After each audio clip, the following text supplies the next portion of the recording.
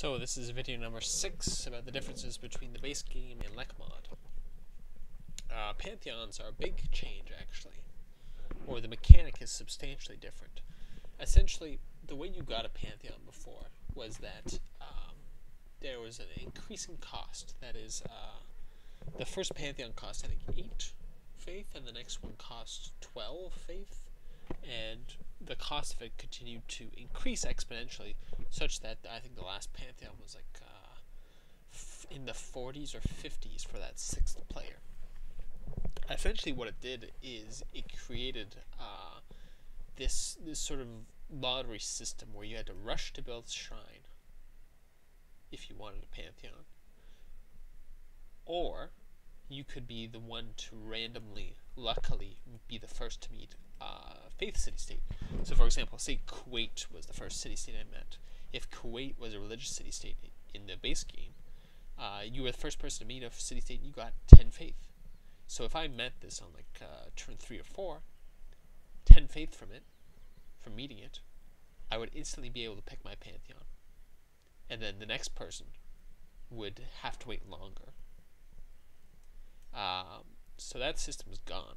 Essentially, it's a system where everyone gets a Pantheon at 16 faith, or 15 faith rather, and with no increase in the cost. So you can essentially know exactly when you're going to get your Pantheon. It's not a matter of luck. It's just you need to find a source of faith, and then you can get your Pantheon. Getting the faith from the religious city-state is gone. That is no longer a mechanic. So for example, in this game, I decided to settle this faith wonder here, Mount Fuji, and work it. So that's what gets me my Pantheon nice and early. I would have otherwise built a shrine. As for the Pantheons themselves, they are substantially changed. I mentioned in the luxury video that there was a big problem with the base game of Civ in that luxuries were unbalanced. Mining luxuries like copper, salt, gold, silver were the best luxuries. They were the best luxuries because you got the most out of improving them. You got production out of improving them. Or in the case of citrus, you got food from improving them. Whereas other luxuries, you got 1 gold from improving them. Not as good, not nearly as good. And this was doubled down by the choice of Pantheons, which to me is completely baffling design. Not only did you have certain luxuries that were so much stronger than others, you also had Pantheons for those luxuries that were then stronger. The best luxuries, that is salt, copper, gold, silver, also got the best Pantheons.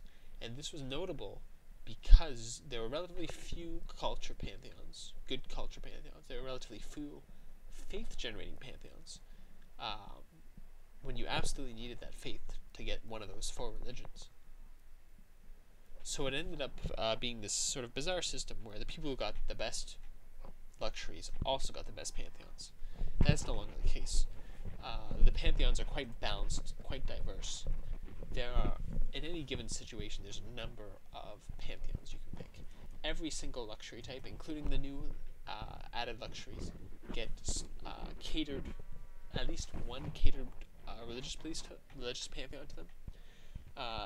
So for example, often it's the +1 culture and +1 faith. In the case of my olives, it's sun god. That is the +1 food. That in the base game applies just to wheat, bananas, and citrus.